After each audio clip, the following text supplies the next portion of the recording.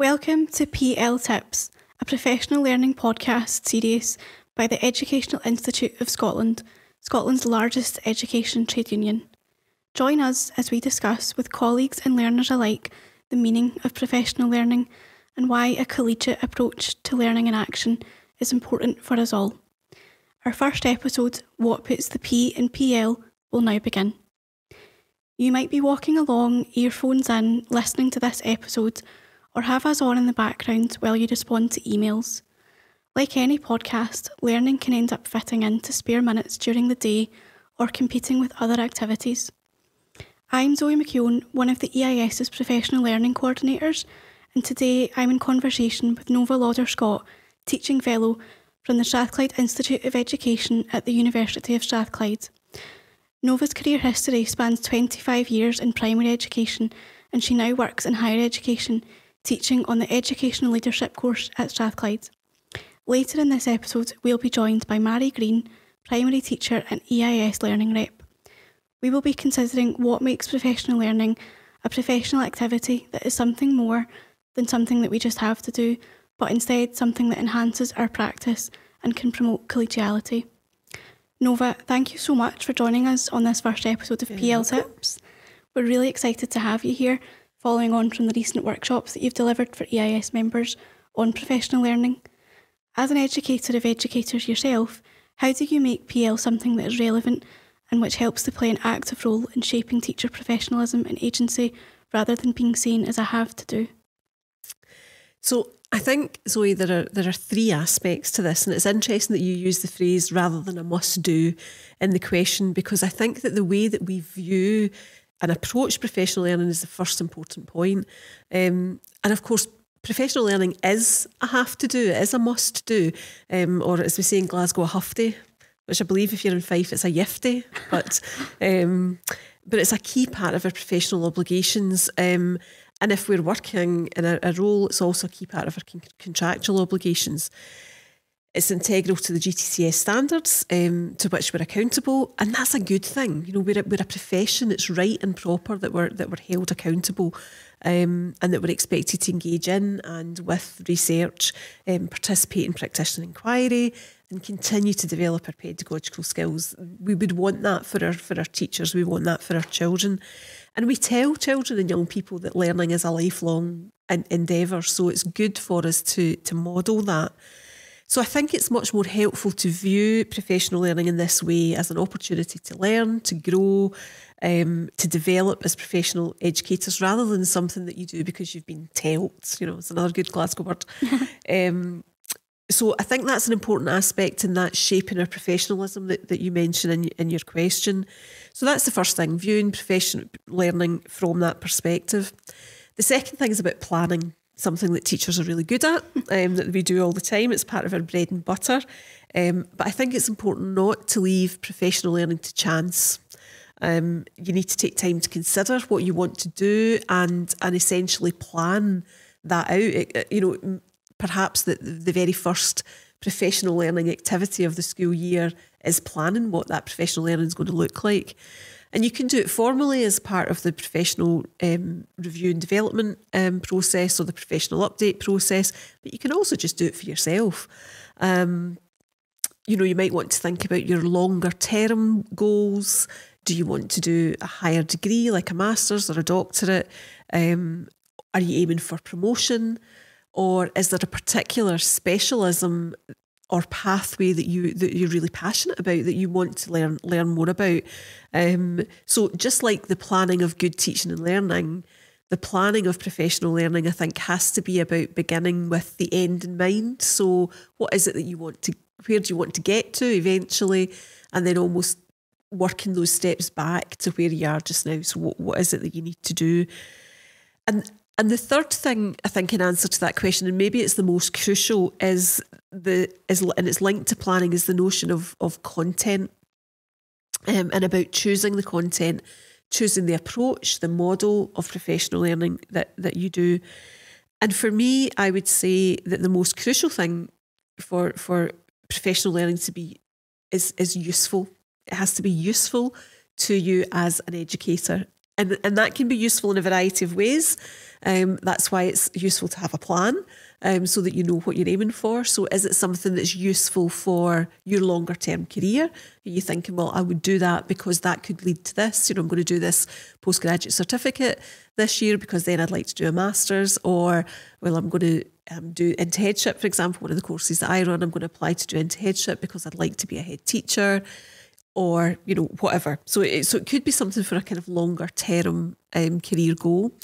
It could be useful to you in a more immediate sense. So, I don't know, let's say, for example, you're a class teacher with a hearing impaired child in your class who uses British Sign Language, and you think it would be good for me to be able to have some British Sign Language knowledge so that I can communicate with this learner, which is a much more immediate need.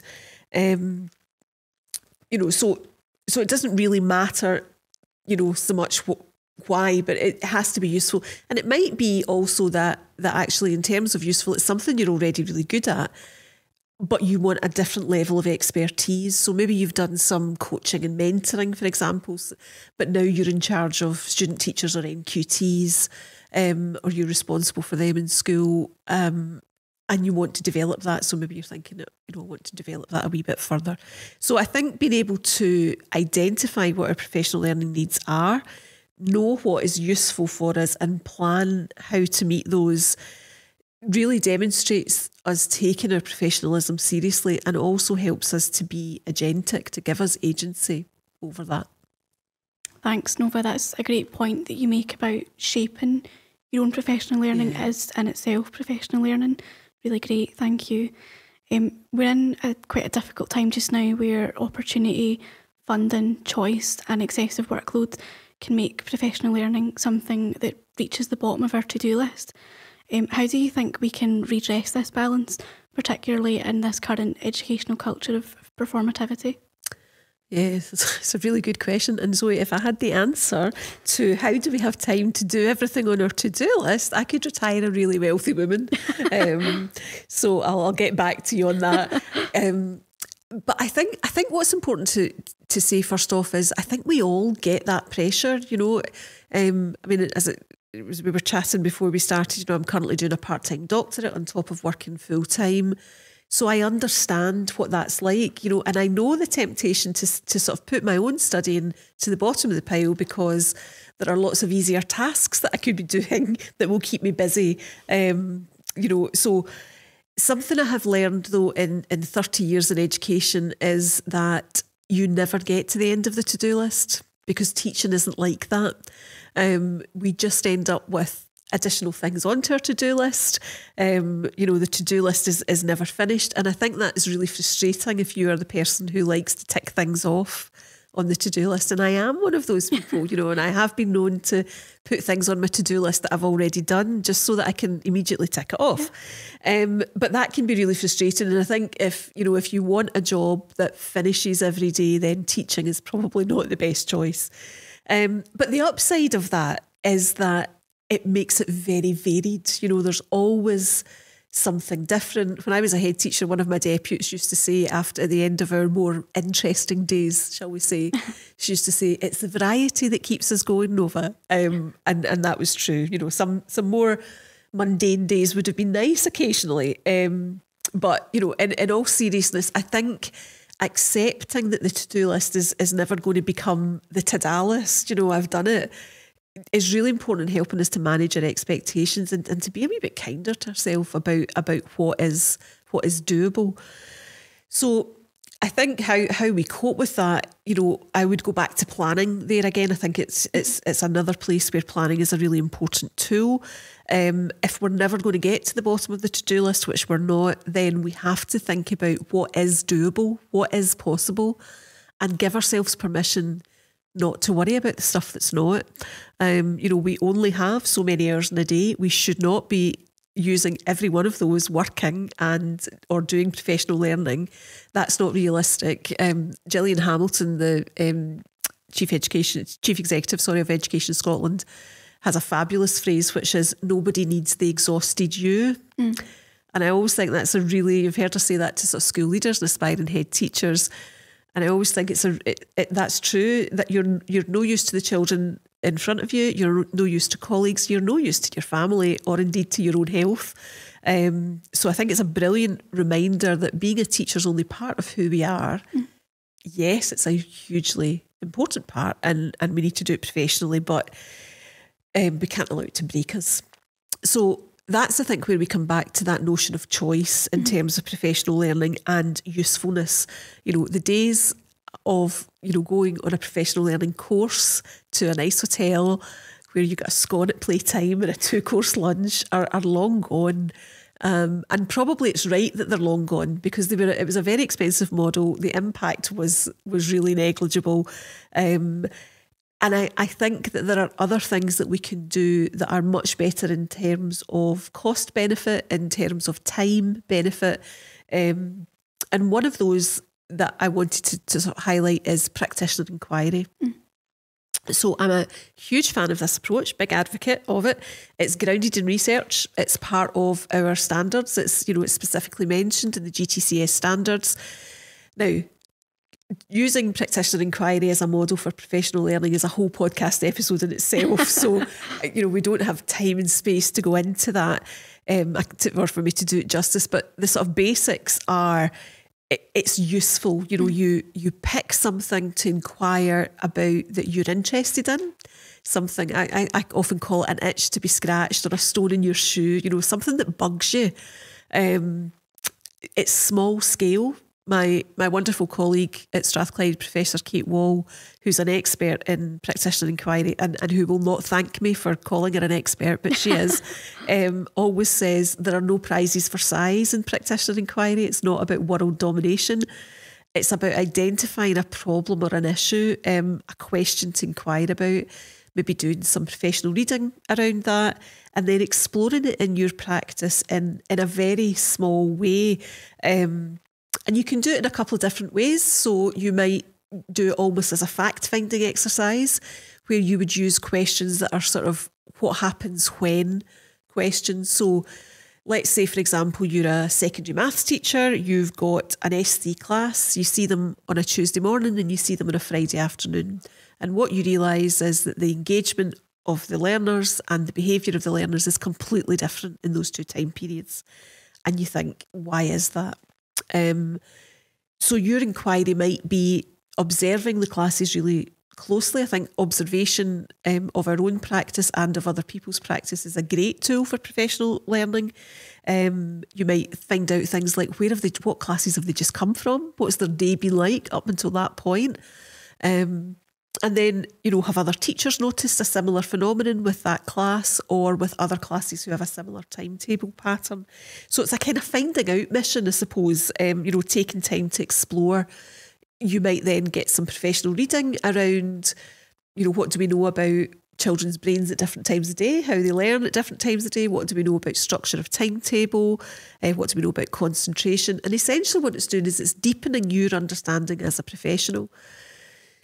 And people might say, well, Nova, that's what teachers do all the time. And that is what teachers do all the time. They ask questions, they inquire. So what makes it professional learning? Well, for me, what makes it professional learning are a couple of things. One would be that you do the professional reading along with it. And then the next thing is that you share it with somebody. And that doesn't need to be a big scary thing. You might collect some data. But that, we're not curing the incurable here. It's not a randomised control trial. We might just be looking at what's the engagement pattern like, doing a bit of observation. That can be something as easy as tally marks on a post-it note. It doesn't have to be a big fancy thing. And then we would share our learning, so that could be something like having as we're doing here, a cuppa and a Kit Kat. Other biscuits are available, obviously. With a colleague, it could be a water cooler conversation. It doesn't need to be an academic poster presentation to the whole staff, although that is, that's a valid method. So it's the sharing and the learning from, and very often what happens with practitioner inquiry is it's a cycle. So you find out one thing and you think, oh, that's really interesting. I wonder if I could apply that to that other class, or I wonder if now I do something else. So the other sort of model of professional inquiry, I suppose, is about a question that's more a what happens if question, where you make some change or intervention. So maybe let's take the same scenario of the S3 maths teacher.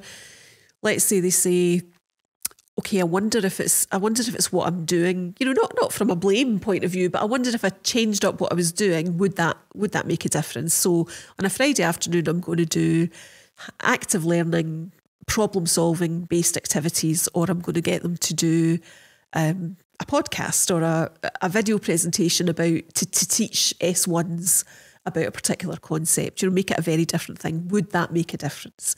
And what you do in that scenario is you sort of look at what the engagement and things was like before, then you do the intervention and you look and see if there has been a change. And you're not looking for, you're not looking, again, not world domination, but has there been a change in behaviour? So, and then, as I say, you share your findings, but in a very, in a very relaxed and informal way. The really useful thing about practitioner inquiry as a model for professional learning, or one of the really useful things is what Kate calls Dolly's rule, after Dolly Parton. And what she says is that practitioner inquiry needs to be done in the 9 to 5. Okay. So Kate's fond of saying, if you're doing practitioner inquiry on your own in your living room on a Sunday afternoon, you're doing it wrong. Because it's part of the day job with those little additional bits about sharing and, professional reading and kind of making it slightly more formal, but still within a formal way. So I would encourage our podcast listeners to think about using practitioner inquiry as a model for professional learning. There are other options too that are very cost and time friendly. Things like this podcast. I love a podcast. It's great. You can, you can listen to it in the car if you're commuting. You can listen while you're walking the dog, while you're doing the ironing. There's TED Talks. Again, I love a TED Talk, and very often you find a wee gem. Mm-hmm. When you're looking for one, you find something else that's great. And that principle that I talked about in practitioner inquiry of sharing what you've learned with another colleague just deepens that professional learning, so saying, oh, listen, Zoe, I heard this podcast. It was really interesting. I thought you might be interested. Let me tell you about it. Just very natural conversation, but it's deepening that learning. So I suppose also that idea of double dividending, so I can listen while I walk the dog, or I can do that while I stir the pasta, or whatever we're doing, really helps us with our sort of time poor approach, doesn't it? And then a final suggestion would be a book group, not necessarily a traditional book group where you read the whole book and then you drink wine and talk about it, although obviously an option, and the sun is shining today as we're recording this in Edinburgh, which makes drinking wine and reading a book sound very attractive, so that's fine. But in terms of a professional learning book group, I would encourage people to start small, so not a whole book, maybe a chapter or a paper, an academic paper. Teachers can access those through the GTCS My Professional Learning site, which is really good. One of my former Into Headship students did a sort of professional learning book group, and she called it Caffeine and Collaboration. Which I really liked, and she invited me along to one, which was lovely, and it was just an hour after school, every kind of month or other month. She provided the caffeine in terms of tea, coffee, or Coke, Coca-Cola, and cakes, and she had given everybody a reading or a chapter, something to do with what they were concerned about in school or doing as part of their sort of school improvement. Or things that people had suggested, things that they'd wanted to look at. And the really lovely thing about that was everybody just got a wee bit to read. So it was an academic paper, and maybe you read the abstract and the introduction. I read the next 2 pages. Somebody else read the next 2 pages. And then you used that jigsaw approach when they were all together, where you started off and said, okay, well, it says it's about, and they kind of went round the room like that. It was very informal, very relaxed. It took people no more than sort of 15 minutes to do the actual reading. Everybody sat and had a blether and a coffee and a cake, and they were able then to have a good understanding of what was in the whole paper, having not really had to do very much, which was really good. And And what I wanted to say, I think, about this is for our listeners who are not currently in a role, and we know that that's an issue for lots of people, how do you access professional learning?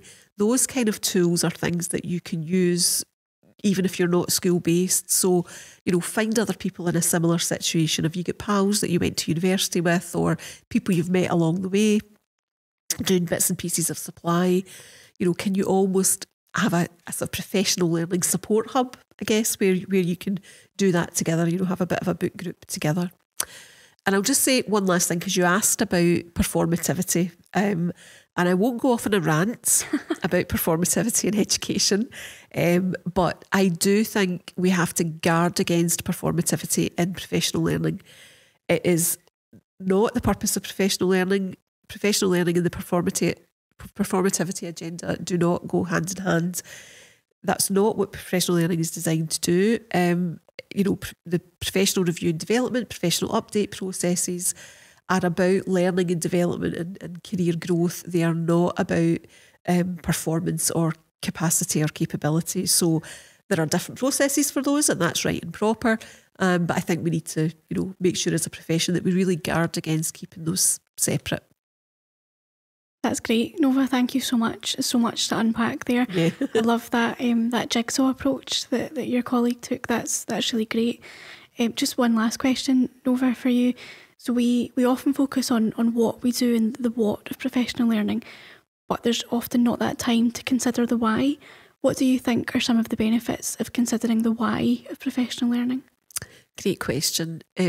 So there's a lovely Simon Sinek video that I quite often encourage my leadership students to read, and I can send you the link if you want to put in the show notes if that's helpful, where he talks about remembering your why. And it's that notion of just remembering your motivation.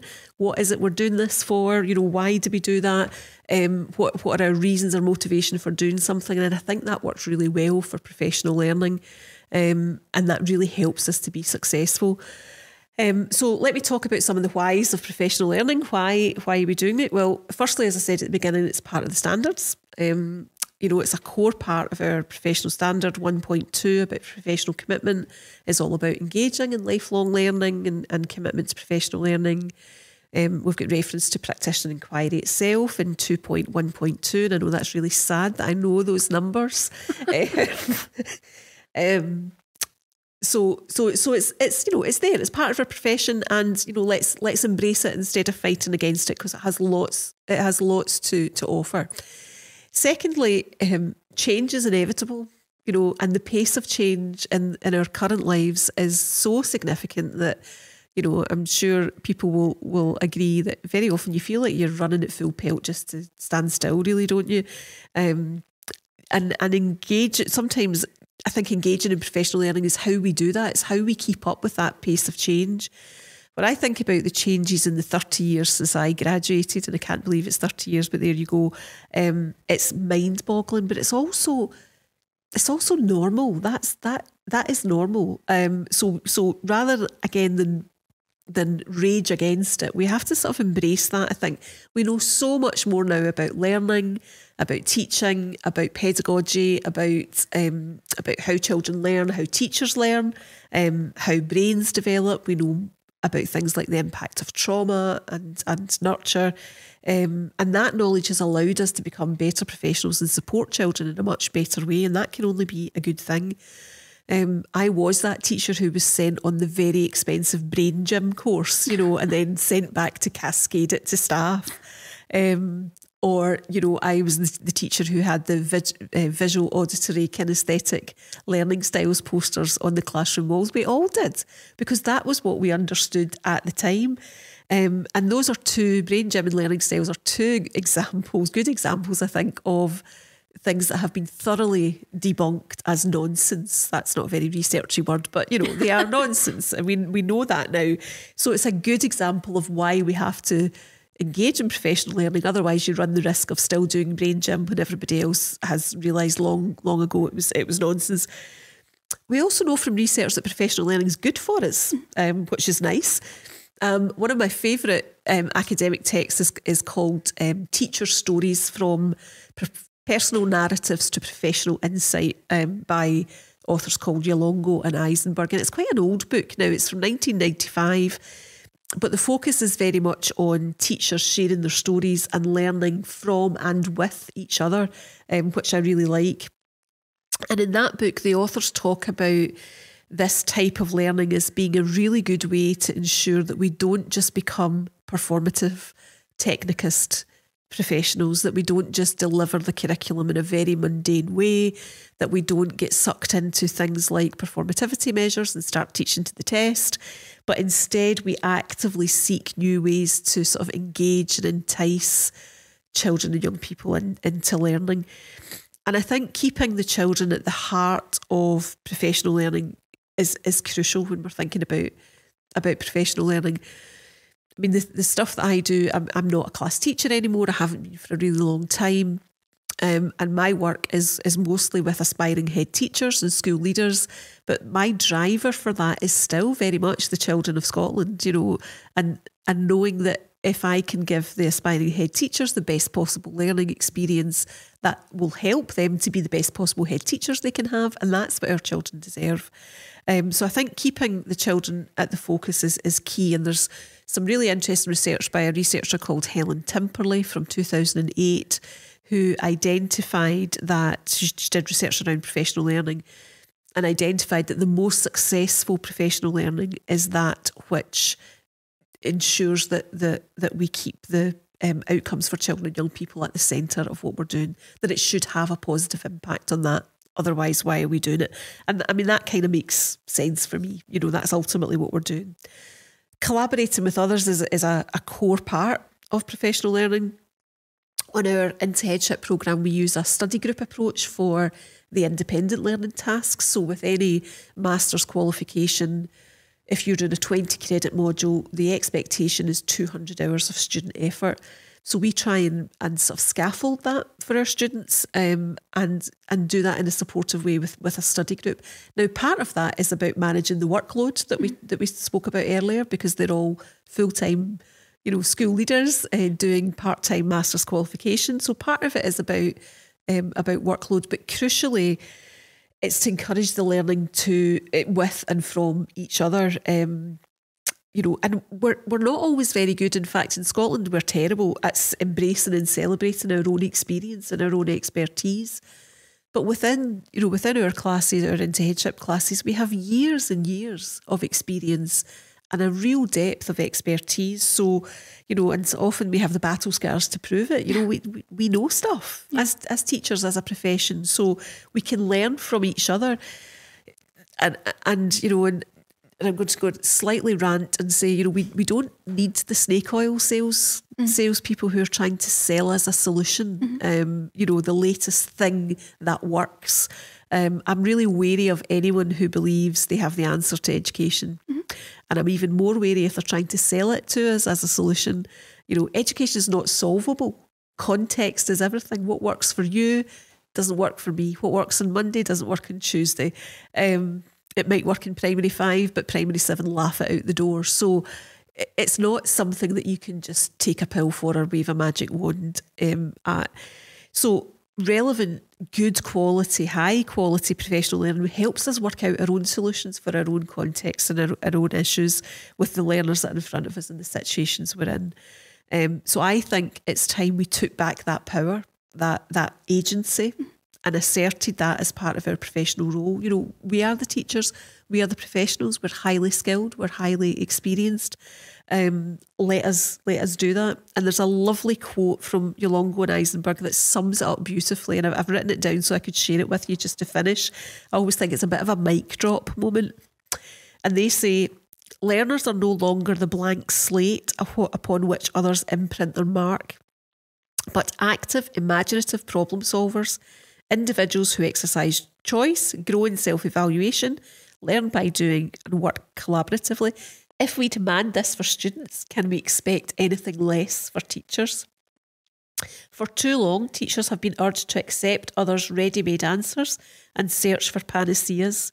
Isn't it time for teachers to assert the authority that derives from extensive classroom experiences and the unique perspective they bring to education? And that seems like a good place to stop.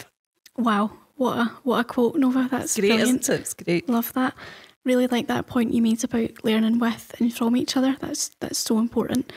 Nova, thank you so much for coming along and being on our first episode of PL Tips. It's been great to have you and your continued support with our professional learning. Thank you so much. Brilliant. Been a joy. Thank you, Zoe.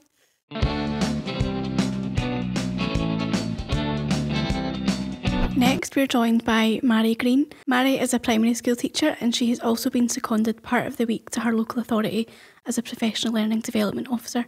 Mairi, thank you so much for joining us for this first episode of PL Tips. As a long-time EIS learning rep and career-long advocate of professional learning, what are your top tips for educators who are considering their own professional learning needs? Hi Zoe, thank you so much for having me along today. I really appreciate it. I'm always really interested in how people plan their own professional learning because we spend such a long time planning for our children, but we forget about planning for ourselves. And as we know, teachers are under quite a lot of workload, to put it mildly, and professional learning, that 35 hours that we've got is really precious. So for me, it's all about just spending a little bit of time looking at what our priorities are, looking at what we want to get out of our professional learning. I know Nova was talking before about planning to prepare for your PRD, but once you have your PRD, it's then linking your professional learning back to that PRD, making sure that you're planning out across the year what you want to achieve and how you want to do that. And it's like thinking about, that top tip is thinking about the way you want your professional learning to happen. So thinking about different options, like, for example, a podcast, listening to that. I was painting my walls the other day listening to podcasts and it was amazing. And I learned a lot from that.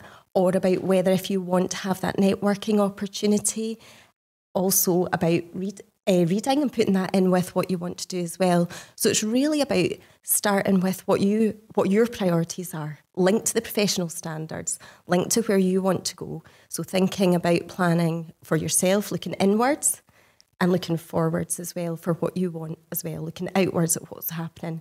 If you are very heavily involved in your school improvement, it's thinking about what you will need to do that. If that's not in your working time agreement, if it's not already planned for you, if you know it's something that you're interested in, you're going to be taking forward, it's about planning for that. So you're managing your own workload, you're managing your priorities. And the biggest thing is all about the impact. If the impact is going to be quite small, think about how much time you're spending on that professional learning. Whereas if you're going to have quite a significant impact on what you do, think about how you could use more of that 35 hours to do it, and also leave some time for extra because there's always things that come up along the way. Thanks, Mairi, that's great. And you make a really important point about having that agency over your professional learning. I think that's really, really important. Thank you. So you've been an EIS learning rep for 10 years now. Could you tell us a little bit about how you, in that learning rep role, make collaborative learning opportunities attractive to EIS members when learning is often undertaken in those bite-sized chunks through the day when members are trying to fit it in around that excess workload? Absolutely. So as a learning rep, a number of years ago, I was going along to my local branch meetings, and a lot of the queries were coming from early career teachers.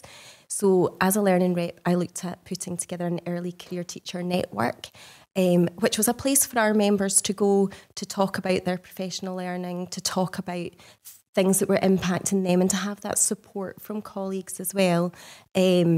So we put that into place in 2018, and it was very small numbers of people were coming along, but it was key people who had similar interests, who had similar passions and similar challenges that we could then work together on. So that network started off with tea and biscuits and professional dialogue, and then it developed into the early career teachers using their voice to say what they needed. So we invited some of our partners our professional learning partners across the council and nationally to come in and actually speak to the early career teachers and have that bespoke professional learning opportunity together.